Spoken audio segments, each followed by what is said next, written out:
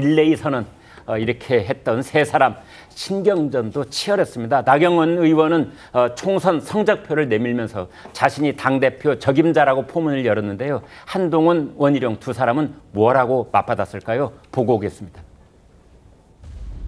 이긴 사람 또 이겨본 사람은 나경원밖에 없는 것 같습니다.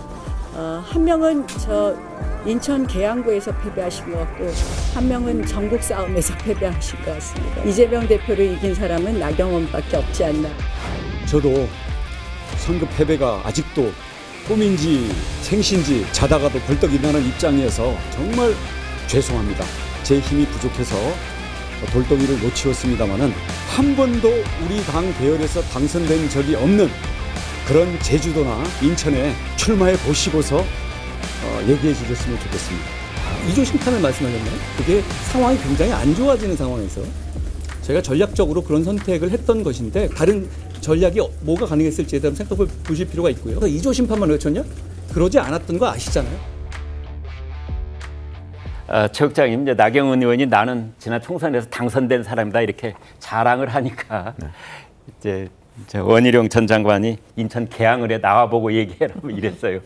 그러니까 이제 어제는 출마 선언의장이잖아요. 네. 그러니까 이제 본인이 국민의힘 지지층에 이제 호소할 수 있는 가장 중요한 강점들을 얘기한 거예요. 네. 그러니까 뭐 전 나경원 의원대로 한동훈, 원희룡 전 장관은 또 그런 대로 이제 소구할 그 포인트들을 쭉 얘기하는 거죠. 네. 뭐 그에 대한 평가야 뭐 지지층이 하는 거지만 지금 뭐 사실 그 원희룡 전 장관의 반박 뭐 저런 것도 맞아요. 네. 뭐 동작을과 인천 계양을이 같은 게 아니지 않습니까? 네. 그러니까 차원이 다른 얘기를 본인한테 이제 유리한 전선을 형성하기 위한 프레임을 만들어서 저 지지층에 지금 호소하고 있는 단계예요. 네. 아마 오늘부터도 본인들은 본인들의 강점, 내가 왜 돼야 되고 저 사람이 되면 왜 안 되는지 뭐 이런 것들을 이제 쭉 얘기할 텐데 그런 부분을 이제 누구 말이 옳고 누구 말이 어디까지 옳으냐 뭐 이런 것들을 이제 저희 같은 사람이 좀 이렇게 갈라줘야죠 뭐. 그렇군요. 김상일 대변인께요. 그런데 지금 뭐 국민의힘에서는 총선 백서에 관한 논란도 있었습니다만 아무튼 총선 과정에서 한동훈 총괄선대위원장의 전략이 옳았느냐 이거 따져야 되잖아요. 그런데 막판에 이제 이재명 대표 그다음에 조국 대표에 대한 집중 포화를 했잖아요. 이것이 앞으로 전당대회에서도 이제 선거 운동 기간 동안에 논란이 되겠습니까? 글쎄요, 그 부분을 가지고 이제 공격을 많이 지금 하고 있으니까 네. 당연히 저는 논란을 될 거라고 보고요. 네.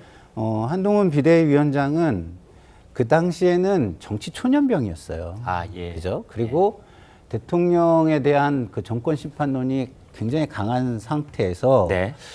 아주 결단력 있게 그러면은 차별화를 할 수 있었을까? 네. 그 부분은 조금 유권자들이 아마 생각해 볼 것 같아요. 네. 그걸 조금 인정을 해준다면 네. 그때는 그렇게 할 수 없었을 것이다. 아, 예. 그러나 지금은 그 휴지기를 거치고 와가지고 이런 부분에서 좀 더 단단해져가지고 네. 결국에는 아까 각을 세운다고 표현하셨는데 차별화를 할 부분에 대해서는 차별화를 할 것이다. 이렇게 생각한다면 네. 저는 그 부분에 대해서는 논란을 그런 방식으로 돌파할 것이다. 이렇게 보는데 네. 한동훈 비대위원장이 이런 얘기를 했거든요. 그 차별화와 각을 세운다가 최종 목표가 아니다. 아니다. 예.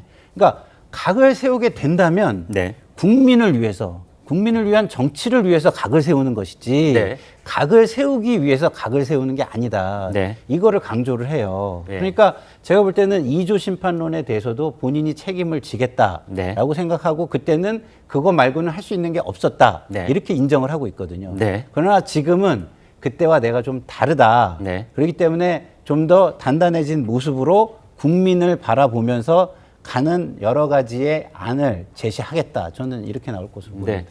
네.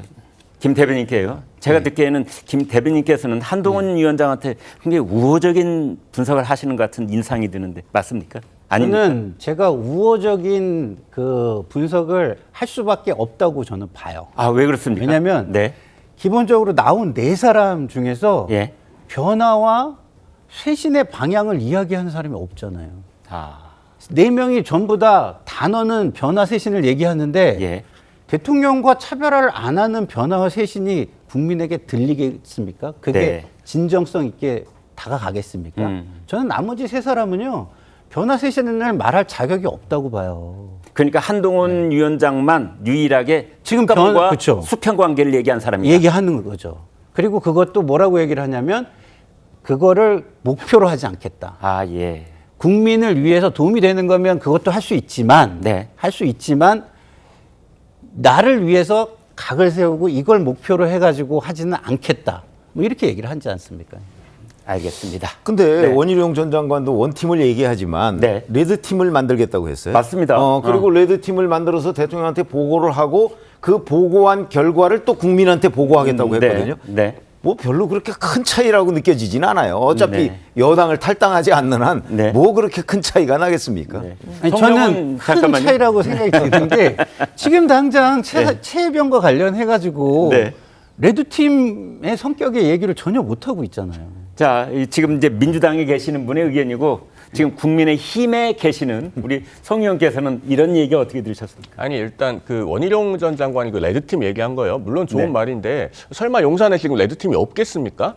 그런 예. 점에서 저는 원희룡 전 장관의 얘기가 약간 공허하게 들렸습니다. 물론 뭐 네. 레드팀 만든다는 건 좋은 말인데 지금 당정 관계의 핵심은 그러면은 당이 대통령실과 다른 의사결정을 할 수밖에 없는 상황에 놓였을 때 그럴 때 어떻게 하겠느냐는 거거든요. 네. 원희룡 장관의 어제 출마의 변에서는 그 부분에 대해서 좀 공백 내지는 여백이 있어 보인다라는 느낌을 받았고요. 그다음에 조금 전에 2조 심판론 얘기를 저희가 한참 했으니까 네. 팩트만 두 가지 짚어드리면은 제가 총선 때 선대위 대변인을 했었습니다. 네. 3월 28일부터 공식 선거운동 기간 개시였는데요. 네. 2조 심판론이 나온 거는 선거 처음부터 나온 게 아니고 3월 26일부터 나왔습니다. 아, 예. 선거운동 기간 개시되기 직전에 그 3월 한 달 동안에 어떤 일이 있었는지는 우리 모두가 다 기억하고 있지 않습니까? 그런 상황에서 약간의 구며지책으로 나온 것이고 우리 언론에서 아마 윤상현 후보 같은 분께 한번 좀 취재를 해보셨으면 하는 네. 부분이 있는 게 당시에 이제 윤상현 후보 같은 경우는 그 당내에서 자체 조사한 그 네. 여론조사 결과를 통지를 받으셨던 걸로 알아요. 네. 그러면 중간 판세가 어땠는지 본인도 아실 거거든요. 네. 결국엔 당선이 되셨는데 네. 아마 윤상현 후보께 여쭤보면은 2조 심판론이 나올 때 우리 당의 판세가 어땠느냐에 네. 대해서 뭔가 증언을 해주실 수 있을 것이다. 저는 그렇게 생각합니다. 네.